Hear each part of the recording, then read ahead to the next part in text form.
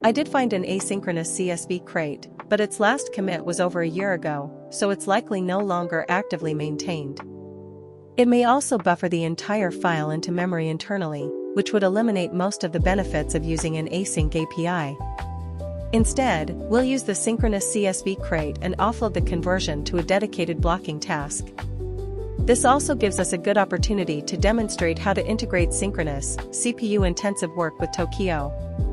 There are several ways to approach this, but I think this is the most robust option. The main trade-off is that it buffers the CSV into memory before converting it to Parquet, so it isn't ideal for files larger than the available system memory. On the other hand, the conversion runs on a separate blocking thread, allowing the async runtime to continue downloading data and processing other tasks without being blocked by the CPU-intensive conversion. That should actually have a .parquet extension instead of .csv, but I'll fix that in a moment. We also need to verify that the input file is actually a CSV before attempting the conversion. Otherwise, the conversion will fail or produce corrupted output, which you'll see later in the video.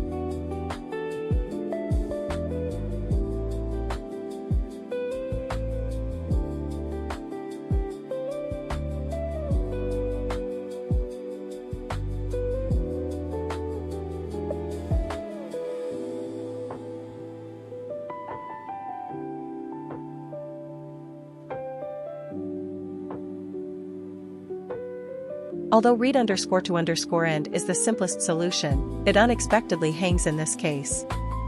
We'll switch to a buffreader later in the video. Besides fixing the issue, it also improves performance by buffering reads into larger chunks, allowing the download and decompression pipeline to process data more efficiently instead of repeatedly waking the async runtime for tiny reads.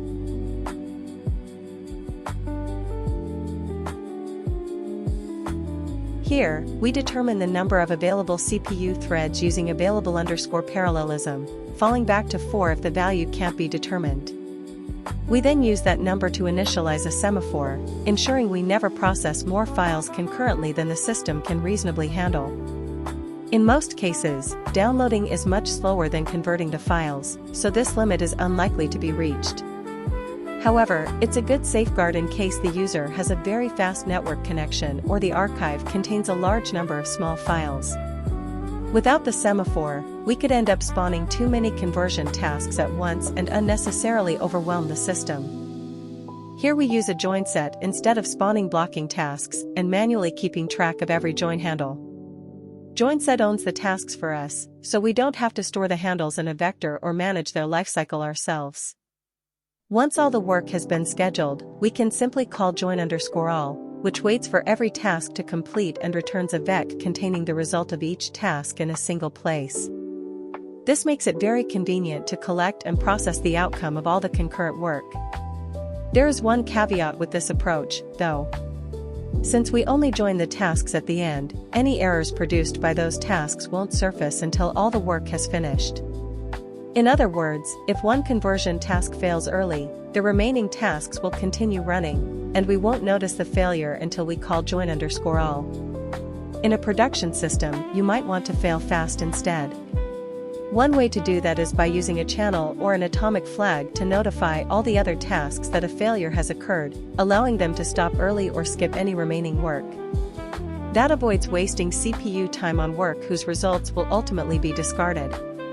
For this example, however, we'll keep the implementation simple and collect all the results at the end. Now, before spawning each conversion task, we acquire an owned permit from the semaphore and move it into the task. As long as that permit is alive, it occupies one slot in the semaphore, preventing another task from using it. You can think of it like a badge. We only have a limited number of badges to hand out, and a task must hold one before it can start processing. Once all the badges have been handed out, no more conversion tasks can be spawned. At that point, the download pipeline naturally waits until one of the existing conversion tasks finishes. When the task completes, its permit is automatically dropped as it goes out of scope, returning the badge to the semaphore. That immediately allows the next waiting task to acquire a permit and continue. This gives us automatic backpressure, ensuring we never have more concurrent conversion tasks than the system can comfortably handle while still keeping all available CPU cores busy. Next, we move the downloaded data into a new conversion task. Earlier, we buffered the download into a VEC-U8 specifically so ownership of the data could be transferred to a separate blocking thread. This allows the download and decompression pipeline to continue uninterrupted while the CPU-intensive CSV to Parquet conversion runs in parallel. Inside the task, we wrap the VEC-U8 in a cursor. A cursor lets us treat an in-memory buffer like a file. It keeps track of the current read position and implements traits such as read and seek. We first use the cursor to infer the CSV schema by reading a small sample of records.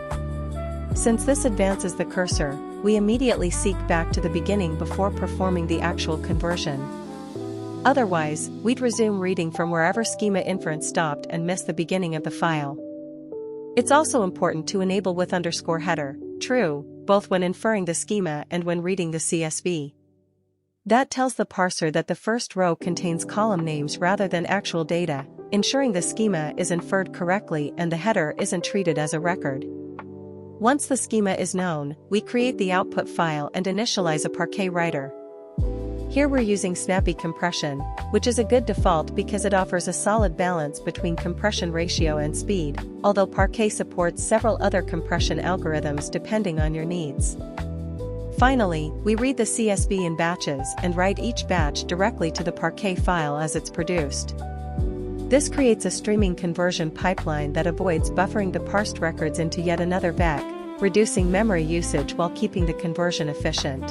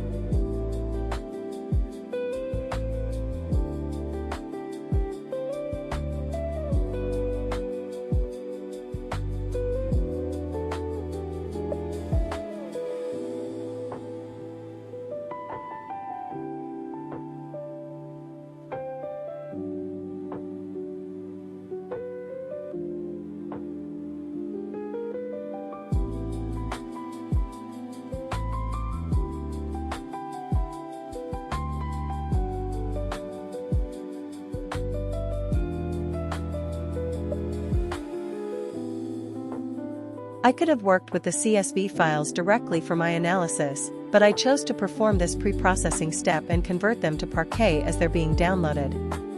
That way, I only pay the conversion cost once. Every subsequent analysis can then operate on the Parquet files, which are much faster to load and query thanks to their columnar storage format, better compression, and support for efficient column projection and predicate pushdown. This significantly reduces both I/O and CPU overhead during analysis, especially for large datasets.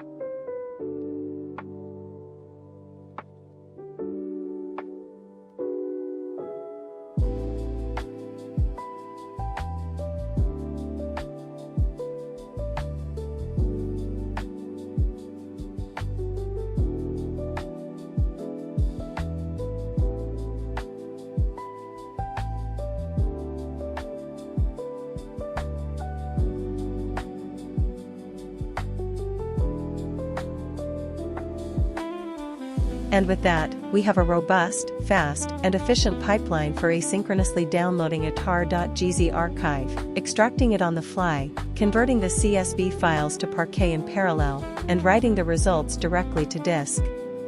Along the way, we simply skip any files that aren't CSVs, so we only spend time and resources processing the data we're actually interested in. At no point do we block the download while conversions are running, nor do we store the intermediate archive or extracted CSV files on disk. Everything is streamed through the pipeline, which reduces disk space usage, minimizes unnecessary disk writes and SSD wear, and improves overall throughput. By combining asynchronous I/O for networking and extraction with dedicated blocking threads for the CPU-intensive conversions, we keep every part of the pipeline busy without interfering with the async runtime. In the next video, we'll build a proper progress bar. Right now, we're relying solely on tracing logs, which makes it difficult to see what the pipeline is doing in real time or estimate how much work remains. A progress bar will give us much better visibility into the download, extraction, and conversion process.